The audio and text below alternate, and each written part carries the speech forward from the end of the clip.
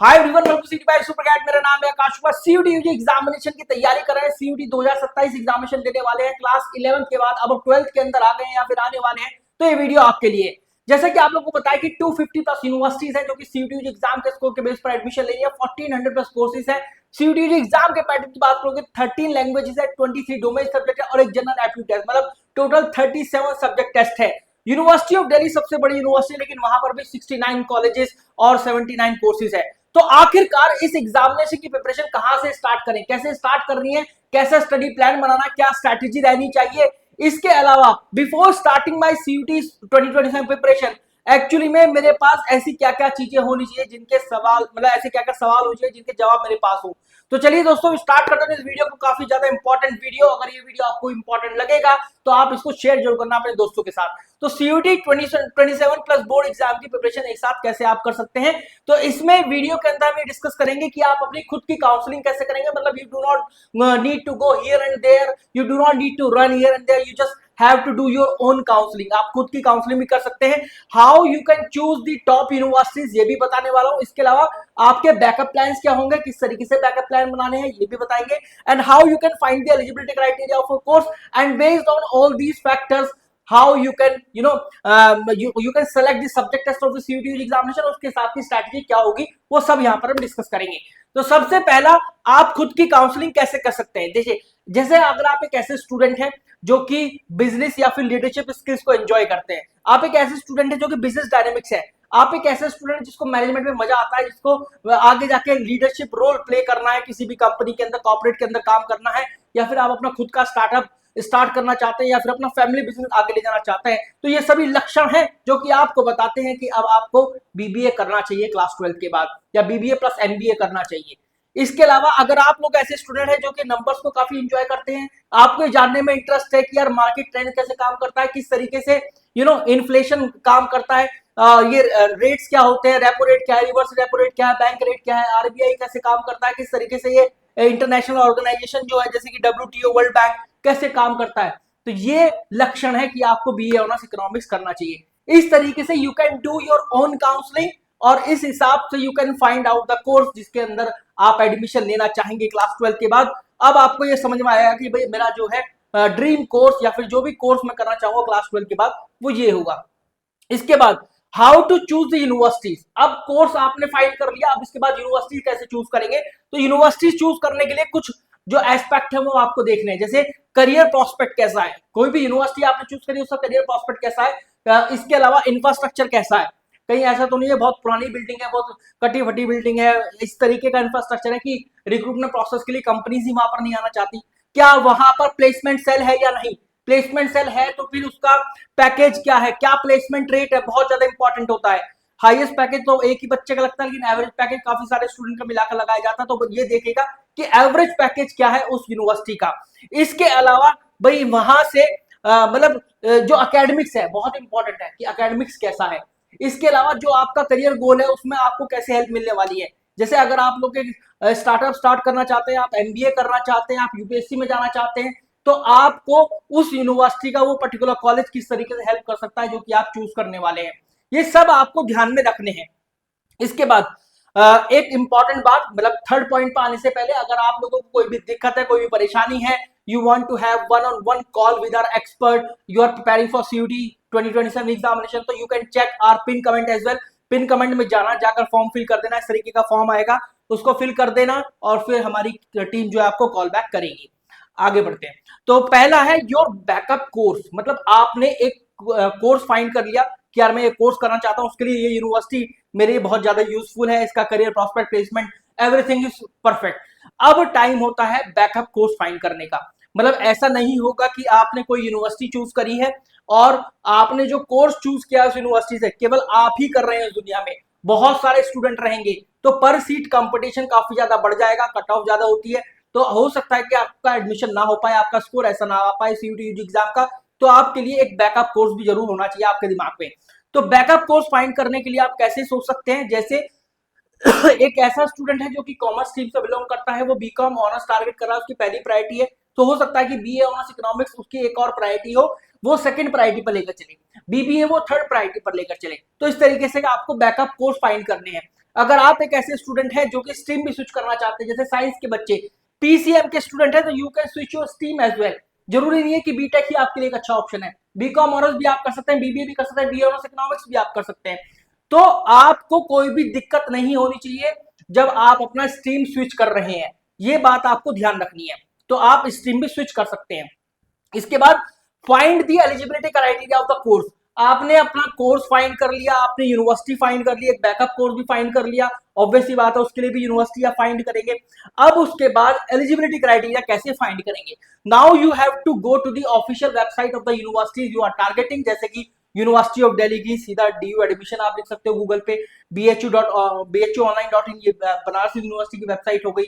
तो यहां पर जाकर आप सीयूटी यूजी एग्जाम का एलिजिबिलिटी क्राइटेरिया देख सकते हैं और ये पता लगा सकते हैं कि कितनी लैंग्वेज चाहिए भी या नहीं चाहिए, कितने डोमेन चाहिए, कौन सी स्पेसिफिक डोमेन सब्जेक्ट की रिक्वायरमेंट है, गैट चाहिए या नहीं चाहिए, ये सब आपको पता चलेगा आप जब यूनिवर्सिटीज की ऑफिशियल वेबसाइट पर जाएंगे।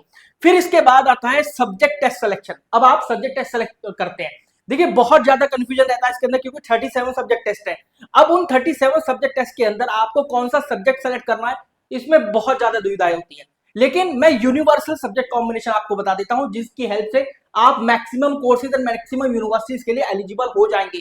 वो यूनिवर्सल सब्जेक्ट कॉम्बिनेशन क्या है? देखिए एनटीए आपसे बोलता है, लेकिन उसे बताने से पहले मैं आपको एग्जामिनेशन पैटर्न नहीं बताऊंगा, वैसी बात है। एनटीए आपसे बोलता है कि आपको मैक्सिमम 5 सब्जेक्ट टेस्ट चूज करने हैं out of these 13 languages, 23 domain subject और जनरल एप्टीट्यूड टेस्ट। ये नहीं बोलता कि कितनी लैंग्वेज होनी चाहिए, कितने डोमेन होनी चाहिए, जनरल एप्टीट्यूड टेस्ट होना चाहिए, नहीं।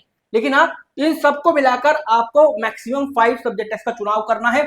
50 क्वेश्चंस आने वाले हैं और आपको 50 के 50 ही अटेम्प्ट करना है। 60 मिनट मिलेंगे आपको हर एक सब्जेक्ट टेस्ट के लिए, +5 की यहाँ पर पॉजिटिव मार्किंग होगी और -1 की नेगेटिव मार्किंग। यहां देखिए बेस्ट सब्जेक्ट कॉम्बिनेशन क्या होगा, आप इन लैंग्वेज में से एक लैंग्वेज चूज करिए, वो प्रिफरेबली इंग्लिश होती है। मोस्ट चूजन लैंग्वेज है हमेशा से, वो इसलिए कि आप बीए ऑनर्स इकोनॉमिक्स जैसे कोर्स के लिए भी एलिजिबल हो जाते हैं।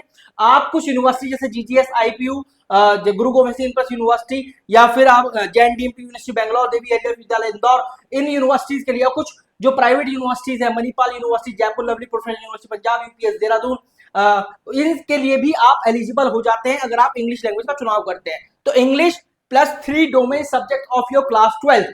फिर से सुन लीजिए, 3 domain subject of your class 12। उसके अलावा कुछ भी चूज नहीं करना है, क्योंकि 90% से भी ज्यादा यूनिवर्सिटी ये बोलती है कि आपको वही डोमेन सब्जेक्ट का चुनाव करना जो कि आप क्लास 12 के अंदर पढ़ रहे हैं, और एक जनरल एप्टीट्यूड टेस्ट। तो 3, 4, 5 इस तरीके से एक यूनिवर्सल सब्जेक्ट कॉम्बिनेशन हो गया। In case if you want to skip general aptitude test, आप एक पूरा टारगेट किए हुए हैं कि यार यही मेरी मछली की आंख है, जैसे यूनिवर्सिटी ऑफ दिल्ली के लिए इंग्लिश +3 डोमेन चाहिए मैक्सिमम कोर्सेज के लिए, और आपने ये टारगेट किया हुआ है कि मुझे तो यही यूनिवर्सिटी चाहिए, चाहे कुछ भी हो जाए मैं इसमें एडमिशन लेकर ही रहूंगा, मेरा हो भी जाएगा। तो you can skip general aptitude test और आप एक लैंग्वेज +4 डोमेन सब्जेक्ट भी ले सकते हैं। इसका फायदा क्या होता है? देखिए जैसे यूनिवर्सिटी के पास एक लैंग्वेज +3 डोमेन चाहिए, तो वो यहां से बेस्ट ऑफ 3 का स्कोर उठाएगा सीयूटी यूजी एग्जाम के अंदर। जैसे एक बच्चा कह रहा है कि मैंने English, pol science, history, geography और मैथमेटिक्स चूज किया है, मतलब यहाँ पर 4 सब्जेक्ट टेस्ट चूज करनी है। ये कह रहा है कि मैथमेटिक्स में मैं वीक हूं, मेरा स्कोर कम आ सकता है, तो फिर मैं बीए ऑनर्स पॉल साइंस में हो जाएगा, नहीं हो जाएगा? तो हाँ बिल्कुल हो जाएगा। अगर आपका मैथमेटिक्स के अंदर स्कोर कम आया, लेकिन पॉल साइंस, हिस्ट्री, ज्योग्राफी में तीनों में मैथ से ज्यादा स्कोर आ गया, तो फिर यूनिवर्सिटी इन तीनों का स्कोर पिक करेगी, ना कि मैथमेटिक्स का। इसके बाद क्या स्ट्रैटेजी रहनी चाहिए? देखिए लैंग्वेज की बात करें तो लैंग्वेज में 3 पार्ट होते हैं, एक तो है रीडिंग कॉम्प्रिहेंशन, एक वोकैब और एक ग्रामर। तीनों में आपको इक्वल वेटेज देनी है। आप ऐसा बिल्कुल भी ना करें कि आप आरसी ज्यादा पढ़ रहे हैं, या फिर आप वोकैब ज्यादा पढ़ रहे हैं, या फिर आप ग्रामर ज्यादा पढ़ रहे हैं। आपको तीनों को इक्वल वेटेज देनी पड़ेगी, क्योंकि एनटीए हर साल इनकी वेटेज में हरी बदल करता है। 2024 में आरसी बहुत कम था, लेकिन 2025 में वोकैब और ग्रामर का पोर्शन ज्यादा आया है ना, और जो आरसी था वो 12-15 आए। तो इन सबको बहुत ध्यान से पढ़िएगा। Important rules related to English grammar वो पढ़ने हैं, उससे काम बन जाएगा। न्यूज़पेपर रीडिंग करनी है, आर्टिकल्स पढ़ने हैं, ठीक है। इससे क्या है, आपके जो रीडिंग हैबिट है वो डेवलप होने लगेगी, और अपनी वोकैब स्ट्रॉन्ग बनाना। हर रोज जो है 5-10 वर्ड भी अगर पढ़ते चलोगे तो आपका काम बन जाएगा। Domain NCERT is the only key. आपको एनसीईआरटी को लाइन बाय लाइन पढ़ना है, but you have to make sure कि आपका पैरेलली ओपन हो एनटीए सीयूटी 2027 का सिलेबस, डोमेन का सिलेबस, इंग्लिश का सिलेबस और जनरल एप्टीट्यूड टेस्ट का भी सिलेबस। तो अगर आप डोमेन की प्रिपरेशन कर रहे हैं तो आप एक बार हमारी टीम से भी बात कर सकते हैं और उनसे सिलेबस ले सकते हैं। तो सिलेबस एक बार साइड में रखना, ये देख लेना कि अगर यहाँ पर एंड ऑफ बाइपोलैरिटी कोई चैप्टर है तो यहाँ एंड ऑफ बाइपोलैरिटी एनसीईआरटी में क्या है, तो एनसीईआरटी को मैं उसको लाइन बाय लाइन पढ़ना, इंपॉर्टेंट की, इंपॉर्टेंट फॉर्मूले, इंपॉर्टेंट थ्योरी या फिर डेफिनेशन बोल लो, इंपॉर्टेंट एग्जाम्पल्स हो गए, या फिर आपका लॉज हो गया, प्रिंसिपल हो गया, है ना, कोई भी जो बॉक्स वाले मैटर्स होते हैं, यहाँ सबसे क्वेश्चन बन जाते हैं एनसीईआरटी के अंदर। And then you have to practise. अब इससे क्या आपकी बोर्ड एग्जाम की भी प्रिपरेशन अच्छे से हो जाएगी। You have to practise all types of question जो कि सीयूटी एग्जाम के अंदर पूछे जाते हैं, और आपने यहाँ पर डोमेन सब्जेक्ट की प्रिपरेशन कर ली है, डोमेन सब्जेक्ट की प्रिपरेशन हो गई है। अब आपको जो भी, जैसे कि आपका concept based question, theory based question, application based question, formula based, picture based, assertion, reason statement based, case study, paragraph based question, हर एक 9-10 तरह के टाइप के क्वेश्चन होते हैं जो कि सीयूटी एग्जाम का फ्लेवर होते हैं। इन तरह के क्वेश्चंस की आपको प्रैक्टिस करनी है, आपका काम बन जाएगा, बोर्ड एग्जाम के साथ साथ सीयूटी एग्जाम की भी प्रिपरेशन हो जाएगी। इसके बाद अपने खुद के नोट्स बनाते चलिए, जैसे जैसे एनसीईआरटी आप पढ़ रहे हैं उसको हाईलाइट करते चलना, जो भी इंपॉर्टेंट पॉइंट्स है, फॉर्मूले या फिर डेफिनेशन, लॉ, प्रिंसिपल आपको मिलते हैं, तो इस तरीके से आप आपके खुद के नोट्स भी बन जाएंगे। जो भी इंपॉर्टेंट इवेंट्स है जैसे हाफ ईयरली या प्री बोर्ड या बोर्ड एग्जामिनेशन, इनको अच्छे से टारगेट करना। हाफ ईयरली टारगेट कर किया आपने बहुत अच्छे से, इसका मतलब हाफ प्रिपरेशन आपकी हो गई। प्री बोर्ड किया मतलब पूरी की पूरी प्रिपरेशन हो गई। फिर बोर्ड एग्जामिनेशन किया, एक अच्छी मैराथन आपकी हो जाएगी प्रिपरेशन की। फिर उसके बाद आपको तो प्रैक्टिस करनी है और रिवीजन करना है। जनरल एप्टीट्यूड टेस्ट के अंदर अगर आप जनरल एप्टीट्यूड टेस्ट देने जा रहे हैं तो फिर QA, RA, GK and CA, इनके लिए यही एक सूत्र है। एनटीए ने सिलेबस नहीं दिया हुआ तो इसका सिलेबस डाउनलोड कर लो, ये देख लो कि हर एक चैप्टर से किस किस तरह के क्वेश्चन बनते हैं। जैसे क्वांटिटेटिव एप्टीट्यूड के अंदर परसेंटेज रिलेटेड कोई टॉपिक है तो यहाँ से pass and fail based questions, income expenditure वाले क्वेश्चन या सैलरी वाले क्वेश्चंस, इसके अलावा यहाँ पर पल्प वाले क्वेश्चन बन जाते हैं, विनिंग इलेक्शन, विनिंग एंड हारने वाले क्वेश्चन, इस तरीके के क्वेश्चन बन जाते हैं। तो हर एक चैप्टर से किस तरीके के क्वेश्चन बनते हैं, उनको कैसे सॉल्व किया जाना है, ये आपको ध्यान रखना है, और वो ट्रिक जो है वो आपको अप्लाई करनी है while solving the questions based on the chapter जो कि आपने पढ़ा है। ये बात आप ध्यान रखना। और जो जीके की बात करें, जीके तो आप डेली आप पढ़िए, डेली अपना आदत डाल लीजिए करंट अफेयर पढ़ने की, तो इस तरीके से आपको लास्ट 6-7 महीने के करंट अफेयर याद होने लगेंगे। कनेक्ट करिएगा एक न्यूज से दूसरी न्यूज, बहुत आराम से काम बन जाएगा। इस तरीके से आप लोगों की स्ट्रैटेजी होनी चाहिए सीयूटी 27 एग्जामिनेशन की। दोस्तों मैं फिर से बता दे रहा हूँ, you can have a call with our expert related to any doubt, any preparation strategy, कोई सब्जेक्ट कॉम्बिनेशन है, कोई कोर्स से रिलेटेड, या फिर if you want to enrol for a batch जो कि आपको सीयूटी 27 एग्जाम के साथ साथ बोर्ड एग्जाम की प्रिपरेशन करा देगा, तो you can have a call with our expert. इसका लिंक जो है डिस्क्रिप्शन फील्ड और पिन कमेंट में मिल जाएगा। Thank you very much.